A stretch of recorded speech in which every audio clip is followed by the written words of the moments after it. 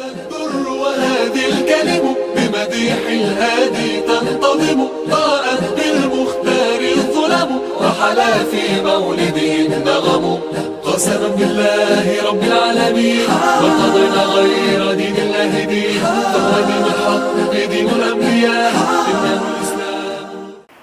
بسم الله الرحمن الرحیم. آج سورہ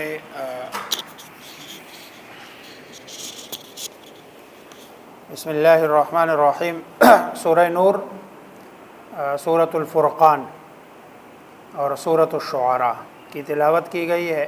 سورہ نور کے بارے میں کل ابتدائی جو پہلا رکوع ہے اس کا خلاصہ بتا دیا تھا. اس میں تین ہی احکامات ہیں. پہلا وہی حد زنا کا تھا، دوسرا حد قذف کہ اگر کوئی شخص کسی عاقل بالغ پاک دامن مرد یا عورت پر زنا کی تہمت لگائے تو اسے 80 کوڑے لگا دیے جائیں گے. اور تیسرا جو حکم ہے وہ لعان کا تھا کہ چوتھا حکم کہ میاں بیوی کے ساتھ یہ خاص ہے، اگر کوئی شوہر اپنی بیوی پر تہمت لگاتا ہے تو پھر اس کا حکم وہ والا نہیں ہے جو عام زنا کی تہمت والا ہے. پھر ان کے درمیان میں قسموں کا تبادلہ کرایا جائے گا اور دونوں میں تفریق اور جدائی کر دی جائے گی. یہاں جو پانچویں حکم کے طور پر عفق کا واقعہ بیان کیا گیا. رسول اللہ صلی اللہ علیہ وسلم کی زوجہ مطہرہ سیدہ عائشہ رضی اللہ تعالی عنہا پر بہتان لگائی گئی ہے. ایک غزوے سے آپ صلی اللہ علیہ وسلم واپس آ رہے تھے تو وہاں نماز کے لیے پڑاؤ ڈال کے جو ہے نا حضرت عائشہ رضی اللہ تعالی عنہا قضائے حاجت کے لیے گئی ہے جنگل والی سائٹ پہ. واپسی میں ان کے جو بہن حضرت اسما نے ان کو جو ہار دیا تھا پہننے کے لیے وہ کہیں اس کا دھاگا ٹوٹ گیا تو وہ اس کے جو منکے تھے اور دانے تھے اس کو جمع کرتے ہوئے انہیں دیر ہو گئی.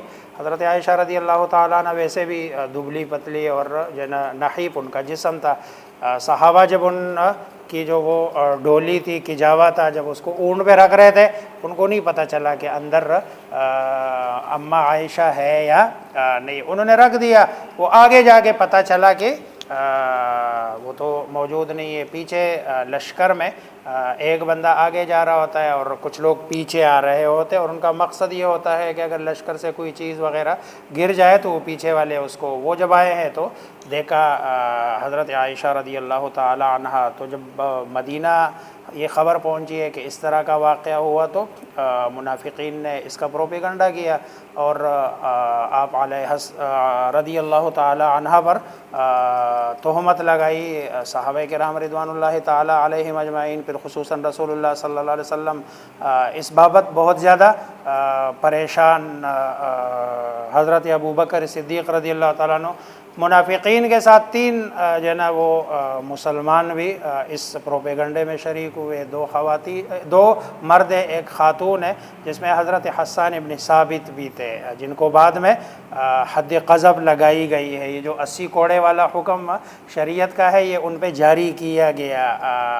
اللہ تبارک و تعالی نے آپ رضی اللہ تعالی عنہ کی پاک دامنی کے لیے پورا رکوع یعنی 10 آیات اتار دیے اور پاک دامنی جو ہے نا جس میں سب سے جو بڑی آیت ہے الخبیثات للخبیثین والخبیثون للخبیثات کہ رسول اللہ صلی اللہ علیہ وسلم جیسی طیب ہستی اور اس کے لیے ایسی بیوی کا انتخاب پھر حضرت عائشہ کا انتخاب ویسے بھی خود اللہ تبارک و تعالیٰ کا ہے کہ آپ صلی اللہ علیہ وسلم کو خواب میں ان کی تصویر دکھائی گئی. اگلا جو حکم ہے اس میں حضرت عائشہ رضی اللہ تعالی عنہ پر تہمت لگانے والوں میں جو ایک مسلمان تھے وہ حضرت ابوبکر صدیق رضی اللہ تعالیٰ عنہ کے قریبی رشتہ دار تھے اور حضرت ابوبکر رضی اللہ تعالیٰ عنہ ان کے پورے گھر کی کفالت کرتے تھے. جب ابوبکر صدیق رضی اللہ تعالیٰ عنہ کو یہ پتہ چلا کہ میری بچی پر جو تہمت لگانے والوں میں سب سے زیادہ پیش یہ بندہ ہے تو انہوں نے قسم اٹھائی کہ آئندہ میں اس کو ایک ٹکا بھی نہیں دوں گا اور اس کی کوئی مدد نہیں کروں گا. دیکھو اللہ تبارک و تعالی منع کرتے ہیں وَلَا يَأْتَلِ أُولُو الْفَضْلِ مِنْكُمْ وَالسَّعَةِ أَنْ يُؤْتُوا أُولِي الْقُرْبَى وَالْيَتَامَى. کسی جو ہے نا مالدار آدمی کے لیے اس طرح کی قسم اٹھانا کہ وہ میں رشتہ دار کی مدد نہیں کروں گا، اس کو جو ہے نا اس کو خرچہ نہیں دوں گا، اس طرح کی قسم اٹھانا یہ اس کے لیے مناسب نہیں ہے، اور اس کو جو سزا ملنی تھی وہ مل گئی اور تمہیں اس کی مدد کرنی چاہیے۔ دیکھو اسلام کی کیسی صاف ستھری تعلیمات ہے کہ بھئی ایک بندہ ہے جس کی آپ مدد کر رہے ہیں، اس نے بیٹی پہ تہمت بھی لگایا، اور تہمت لگا کے ظاہری بات ہے فطری بات ہے ایک بندے کا اس پہ غصہ ہو جانا اور پھر اس طرح کی بات کرنا، لیکن اللہ تبارک و تعالی نے آیت اتاری کہ تمہیں اس طرح کی قسم نہیں اٹھانی چاہیے۔ آگے پھر جو ہے نا گھر میں داخل ہونے کے آداب اور اس کی اجازت کے بارے میں بتایا گیا کہ کسی کے گھر میں بلا اجازت داخل نہ ہو۔ مستحب یہ ہے کہ اجازت سے قبل سلام کر لیا کرو، اجازت مانگ لیا کرو۔ پھر اجازت آج کل کے زمانے میں تو یہ ہے کہ آپ پہلے سے ان کو فون کر کے بتا دے کہ بھئی میں آپ کے گھر آ رہا ہوں، ایسا نہ ہو کہ بھئی آپ کسی کے دروازے پہ پہنچ جائے، اندر پتہ نہیں اس کی کیا حالت ہے، کیا صورتحال ہے، اس لیے اس طرح کسی کے گھر میں جانا یہ شرعاً مناسب نہیں ہے۔ پھر اگر اس طرح کے حالات میں کوئی بندہ جائے اور وہ اجازت نہ دے تو ناراض بھی نہیں ہونا چاہیے، بلکہ واپس چلے جانا چاہیے۔ ہاں اگر آپ کا وقت طے ہے اس کے ساتھ تو پھر تو ناراضگی کا حق بنتا ہے کہ اس نے وقت دیا ہے، لیکن اگر وقت نہیں دیا تو جو ہے نا اس پہ ناراضگی۔ اگلی بات یہ ہے کہ مردوں اور عورتوں کو جو ایمان والے ہیں اپنی نگاہیں پست رکھنے کا حکم دیا گیا ہے۔ قل للمؤمنین یغضوا من ابصارہم ویحفظوا فروجہم، کہ اپنی نگاہوں کی حفاظت کرے اور اپنی شرمگاہوں کی حفاظت کرے۔ اسی طرح مرد بھی ایسا کرے، عورت بھی جو ہے نا ایسا کرے۔ پھر عورتوں کے لیے کہاں کہاں اجازت ہے کہ جن سے پردہ نہیں ہے، چنانچہ عورتوں کو اپنے شوہروں سے، اپنے والد سے، سسر سے، حقیقی بیٹوں سے، شوہر کے بیٹوں سے، بھائیوں سے، بھتیجوں سے، بانجوں، عورتوں، لونڈیوں، اور وہ طفیلی مرد جن کو عورتوں کے جو ہے نا اس سے جسم سے کوئی خاص شغف نہیں ہوتا اور ان کو اس طرف دھیان بھی نہیں ہوتا، تو ایسے ان کے سامنے اگر جو ہے نا، یا اسی طرح ان بچوں کے سامنے کہ جو ابھی تک خواتین کے پردے کی باتوں سے واقف نہ ہو۔ اب دیکھو قرآن کیسا اصول بیان کرتا ہے، عمر نہیں بتائی ہے کہ 10 سال کا، 15 سال کا، 16 سال کا، بچے کی عمر نہیں بتائی، بچے کے لیے ایک اصول بتایا کہ جو خواتین کی زینت سے جس کی واقفیت نہ ہو۔ اب ظاہری بات ہے وہ دیہات میں جو ہے نا وہ الگ عمر ہوتی ہے، شہر میں الگ عمر ہوتی ہے، جہاں جو ہے نا وہ نیٹ اور موبائل ہو وہاں عمر الگ ہوتی ہے، اسی لیے جو ہے نا وہ ہر بندہ عمر کا حساب خود کے۔ اس طرح کے بچوں کو بھی گھر میں نہیں جو ہے نا آنے دینا چاہیے۔ وہ آج کل بسا اوقات ہمارے ہاں تو کہتے ہیں 18 سال سے جو نیچے ہوتا ہے وہ بچہ کہلاتا ہے، حالانکہ 18 سال سے نیچے والا شرعی طور پر بچہ نہیں ہے۔ شرعی طور پر تو جو ہے نا آج کل کے زمانے میں 10-11 سال کا جو ہے نا وہ بھی بسا اوقات بچہ نہیں رہتا، اس کو ساری چیزیں پتہ ہوتی ہے، تو ان کے سامنے بھی خواتین کو اپنی زینت والی جگہ ظاہر نہیں کرنی چاہیے، اور جو ہے نا یہ اجازت ہے ان کے لیے، باقی سب کے سامنے جو ہے نا اپنی زینت ظاہر کرنے کی اجازت نہیں ہے۔ 8واں حکم یہ ہے کہ ایسے آزاد مرد اور عورتیں یا غلام جو حقوق زوجیت ادا کر سکتے ہیں ان کا نکاح کروا دو۔ جو آپ کے زیر دست ہے، آپ کے نیچے کام کرنے والے لوگ ہیں، جو اپنے حقوق ادا کر سکتے ہیں ان کے نکاح کروا دیا کرو، اور لونڈیوں کے نکاح کی بھی ترغیب دی گئی ہے۔ اصل میں مقصود اسلام کسی بھی صورت میں زنا کو برداشت نہیں کر سکتا، اور زنا کے خاتمے کا صرف ایک ہی راستہ ہے، اور وہ یہی ہے کہ نکاح کو آسان سے آسان تر بنا دیا جائے، اور اس کے لیے جو ہے نا وقت بھی جتنا اس وقت معاشرے میں ہے کہ 25 سال 26 سال 25 سال سے تو آج کل نکاح سٹارٹ لیتا ہے، اور پھر جو ہے نا کبھی 30 سال کبھی 32 سال 33 سال کا عرصہ، حالانکہ بچہ بچی آج کل 12-13 سال 14 سال میں بالغ ہو جاتا ہے۔ یہ 15-20 سال کا جو عرصہ ہوتا ہے، اب یعنی کیسے وہ گزارتے ہیں، کس طرح ان کا ایمان کتنا مضبوط ہو ہے کہ وہ اپنے آپ کو جو ہے نا گناہ سے بچائے رکھے۔ اگر والدین نہیں کرتے ہیں تو والدین اس معاملے میں ان کے ساتھ برابر کے شریک جو ہے نا ہوں گے۔ پھر اس آیت میں ایک اور جو ہے نا اشارہ ہے، اللہ تبارک و تعالیٰ فرماتے ہیں ان کا نکاح کرو، اللہ مال ان کو دے دیں گے۔ گویا کہ نکاح کو پہلے بتایا اور مال دینے کی بات بعد میں کی ہے۔ ہمارے ہاں یہ مال پہلے جمع کیا جاتا ہے اور نکاح بعد میں کیا جاتا ہے۔ اللہ کا وعدہ یہ ہے نکاح کرو، اللہ تبارک و تعالیٰ اس کے خرچے کا بندوبست خود جو ہے نا وہ کر دیں گے۔ آگے جو ہے نا پھر 10واں جو حکم ہے، اصل میں زمانہ جاہلیت میں ایک قطعی حرام ذریعہ معاش ہوا کرتا تھا، اس کی تردید کے لیے ہے۔ چنانچہ بعض لوگوں نے اس زمانے میں لونڈیاں رکھی ہوئی تھی اور ان سے پیشہ کرایا کرتے تھے، اجرت کے بدلے انہیں زنا پر مجبور کیا کرتے تھے۔ چنانچہ عبداللہ ابن ابی جیسا چودھری، جسے رسول اللہ صلی اللہ علیہ وسلم کے ہجرت مدینہ سے پہلے مدینہ کا بیتاج بادشاہ جو ہے نا وہ ہوا کرتا تھا، اور رسول اللہ صلی اللہ علیہ اس نے بھی ایسی لونڈیاں پال رکھی تھی، یہاں اسے ایسا کرنے سے منع کیا گیا ہے۔ اور اس کا یہ مطلب ہرگز نہیں کہ اگر وہ، جیسے وہ عام طور پر یہ ہے کنسیپٹ جو یورپ سے آ رہا ہے کہ بھئی اگر دونوں بخوشی آپس میں آمادگی کا اظہار کرے تو اس میں برائی نہیں ہے، اور اگر بخوشی نہیں ہے تو پھر اس میں برائی ہے، جیسے یورپ کا ایک کنسیپٹ ہے۔ اسلام کا یہ کنسیپٹ نہیں ہے، اسلام کا کنسیپٹ یہی ہے چاہے خوشی سے ہو، راضی سے ہو، اور یا زبردستی ہو، دونوں صورتوں میں یہ گناہ ہے اور اللہ تبارک و تعالی سے جو ہے نا بغاوت ہے۔ یہ 10 احکام اور آداب بیان کرنے کے بعد اب عقیدہ ایمان کو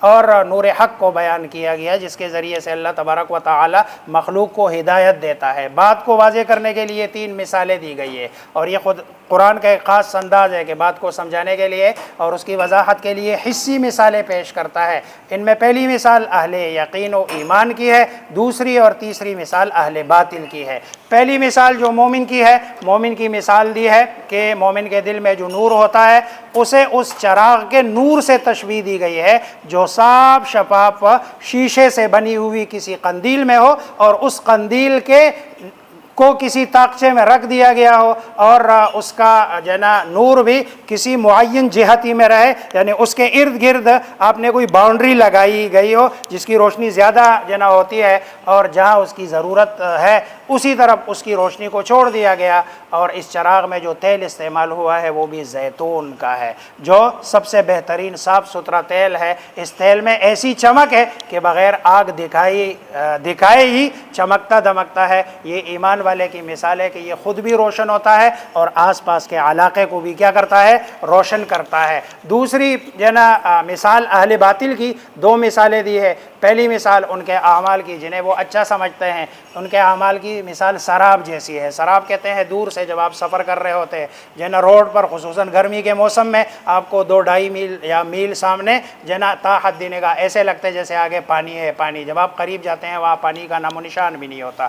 تو یہ جو ہے نا کافروں کے اعمال ہے بظاہر تو ایسے لگتے ہیں کہ یہ بہت اچھے ہیں، لیکن حقیقت میں اس کا کوئی جو ہے نا اس میں کوئی اچھائی نہیں ہوتی، اور اللہ تبارک و تعالیٰ کے ہاں اس کی مثال سراب کی سی ہے۔ اور اب دوسری جو ہے نا مثال دی ہے کہ جو ہے ان کے عقائد کو تہ بتہ سمندر میں جو ہے نا گہرائیوں کے اندر کی تاریکی کے ساتھ، کہ جیسے کوئی بندہ سمندر کے اندر بالکل اینڈ پہ چلا جائے اور ہو بھی جو ہے نا اندھیرا، رات کا ٹائم ہو تو ایک جو ہے نا وہ سورج نہیں ہے، اندھیرا ہے، دوسرا سمندر کے اندر کا اندھیرا ہے۔ ان کے عقیدے بھی ایسے ہیں جن کی کوئی سمجھ نہیں آتی ہے، جو کفر اور ضلالت کی تاریکیوں میں سرگردہ رہتے ہیں۔ یہ جو ہے نا ان کے وہ بیان کرنے کے بعد آگے پھر کچھ احکامات اور آداب بیان کیے گئے ہیں۔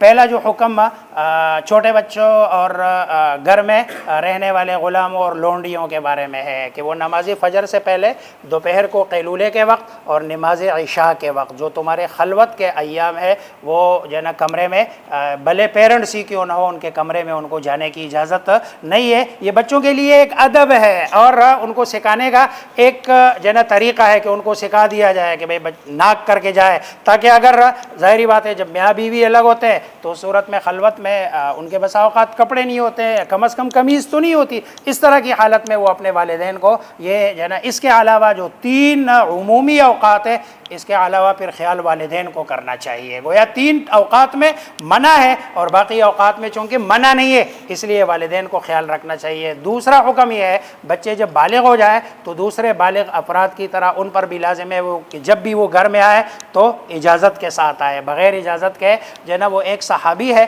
جب آپ صلی اللہ علیہ وسلم نے فرمایا کہ گھر میں اجازت کے بغیر جانا درست نہیں ہے تو انہوں نے کہا اللہ کے رسول میری تو گھر میں ایک ماں ہے اور باقی تو کوئی نہیں ہے، میں بھی اجازت لے کے جاؤں؟ آپ نے کہا ہاں جاؤ۔ اس نے پھر کہا اللہ کے رسول میری صرف گھر میں ماں ہے۔ آپ نے کہا آپ اجازت لے کے جاؤ، نہ کر کے جاؤ۔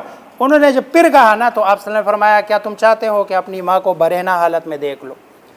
اب جب آپ گھر میں نہیں ہوتے ہیں تو خواتین بالکل بے تکلف ہو کے جو ہے نا دوپٹہ بھی نہیں ہوتا، بسا اوقات گریبان بھی کھلا ہوا ہوتا ہے تو بے تکلفی میں ہوتی ہے. جب آپ ناک کر کے جاتے ہیں تو ان کو پتہ چلتا ہے کہ کوئی مرد آ رہا ہے، یا اگر ناک کر کے نہیں تو بندے کو اپنے گھر میں کھنکار کے جانا چاہیے تاکہ پتہ چلے، تاکہ وہ اپنی بے تکلفی کو ختم کرے. یہ اسلام کے جو ہے نا اصول ہے، ضابطے ہیں.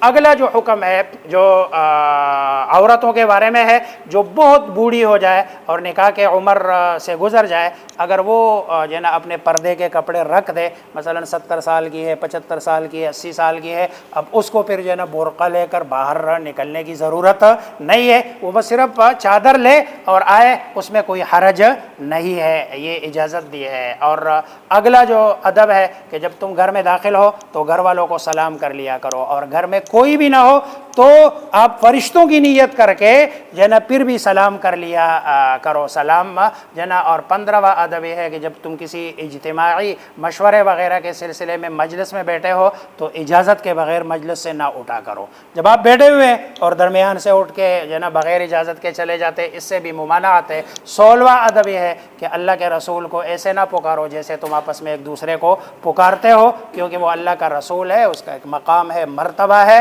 اور سورت کے اختتام کے ساری کائنات اللہ کی قدرت اور علم کے ماتحت ہے، اور اللہ سب کے حالات اور اعمال کو جانتا ہے. قیامت کے دن ہر کسی کو اس کے اعمال کا حساب کتاب ضرور دینا ہے. سورۃ الفرقان ہے، مکی سورت ہے، اس میں 77 آیات ہے، 6 رکوع ہے. اس سورت میں سب سے پہلے تو قرآن کریم کی عظمت کو بیان کیا گیا ہے. نمبر 2، مشرکین جو رسول اللہ صلی اللہ علیہ وسلم پر مختلف قسم کے اعتراضات کرتے تھے، ان اعتراضات کا جواب دیا.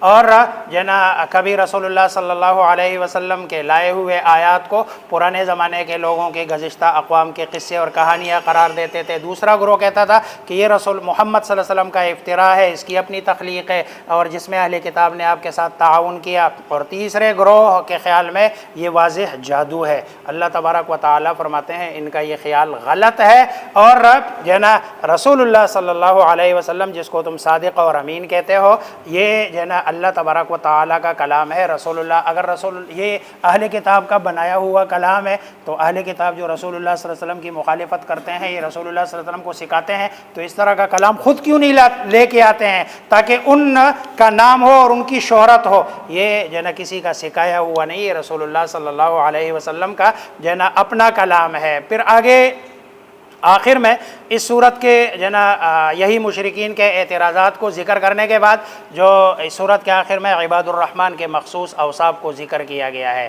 اور 13 صفات ذکر کی ہے. نمبر 1 تواضع، نمبر 2 جاہلوں سے اعراض، نمبر 3 راتوں کو نماز اور عبادت، نمبر 4 جہنم سے عذاب کا خوف، نمبر 5 خرچ کرنے میں اعتدال، فضول خرچی بھی نہیں کرتے ہیں، بخل بھی نہیں کرتے ہیں، شرک سے مکمل اجتناب، قتل ناحق سے بچ کر رہنا، زنا اور بدکاری سے اپنے آپ کو بچا کے رکھنا، اور جھوٹی گواہی سے احتراز، گانے بجانے اور برائی کی مجالس سے پہلو تہی، اللہ کی کتاب سن کر متاثر ہونا اور اس سے فائدہ اٹھانا، اور اللہ تبارک و تعالیٰ سے نیک بیوی بچوں کی دعا کرنا. اور کہتا ہے ربنا هب لنا من ازواجنا وذرياتنا قرة اعین واجعلنا للمتقین اماما، اور ہمیں ہادی اور مہتدی جو ہے نا بنا دے. اب جو ہے نا وہ اگلی صورت میں ہم اللہ تبارک و تعالیٰ سے جو ہے نا اس سے پہلے دعا کرتے ہیں کہ اللہ ہمارے اندر بھی یہ 13 صفات پیدا کر لے. آگے سورۃ الشعراء ہے، مکی صورت ہے، 227 اس میں آیات ہے، 11 اس میں رکوع ہے. اس کی ابتدا بھی مقطعات سے طا سین میم، اور عمومی اسلوب کے مطابق اس کے فوراً بعد بندوں پر اللہ تبارک و تعالیٰ کے احسانات کا ذکر ہے، اور ان میں سب سے بڑا احسان جو قرآن کریم ہے اس کا تذکرہ ہے. پہلے بھی بتایا گیا کہ اس حروف مقطعات میں جو سب سے پہلا احسان اور سب سے پہلی بات ہوتی ہے وہ قرآن کی حقانیت کو بیان کیا گیا ہے. اس میں پھر معدد جو ہے نا انبیاء علیہم الصلاۃ والسلام کے واقعات ذکر کیے گئے ہیں، جس میں حضرت موسیٰ علیہ الصلاۃ والسلام کے واقعے کو بڑی تفصیل سے بیان کیا گیا. اور میں پہلے بھی بتا چکا ہوں کہ حضرت موسیٰ علیہ الصلاۃ والسلام کا جو واقعہ ہے وہ سارے، دوسرا پھر حضرت ابراہیم علیہ الصلاۃ والسلام کا واقعہ ہے، نوح علیہ الصلاۃ والسلام کا ہے، صالح علیہ الصلاۃ والسلام کا ہے، لوط علیہ الصلاۃ والسلام کا ہے، شعیب علیہ الصلاۃ والسلام کا ہے. یہ سارے انبیاء علیہم الصلاۃ والسلام کے واقعات ہیں. ان میں جو مشترکہ بات ہے وہ یہ ہے کہ اللہ تبارک و تعالیٰ کی عبادت کرو. اور میری اطاعت کرو. یہ دو سب کا مشترکہ پیغام ہے. اور پھر اس پیغام کے بعد اگلی جو بات ہے، سب نے کہا کہ ہم نے تم سے کوئی اجرت نہیں مانگنی، ہماری جو اجرت ہے وہ ہمیں ہمارا اللہ دے گا. جنہوں نے مان لیا وہ کامیاب ہوئے، اور جنہوں نے انکار کیا وہ ناکام ہوئے، اور دنیا میں بھی ناکام ہوئے، آخرت میں بھی ناکام ہوئے. اللہ تبارک و تعالی ہم سب کو، آخر میں جو قوم شعیب کا واقعہ ہے اس میں زیادہ تر حقوق العباد پر زور ہے کہ ناپ تول میں کمی کی وجہ سے اور لوگوں کا راستہ کاٹنے کی وجہ سے. یہ دو بیماریاں تھیں آج کل ہمارے ہاں، مطلب بہت عام ہے راستے میں کھڑا ہونا.